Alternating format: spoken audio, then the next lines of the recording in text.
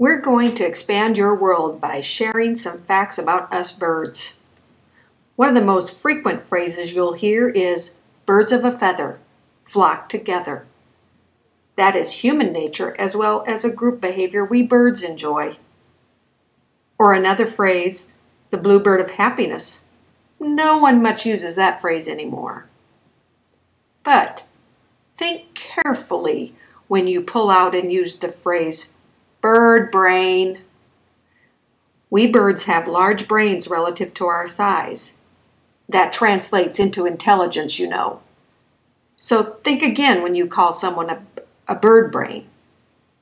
Our buddy, the African gray parrot, for instance, some say has an intelligence equal to a 6-year-old child.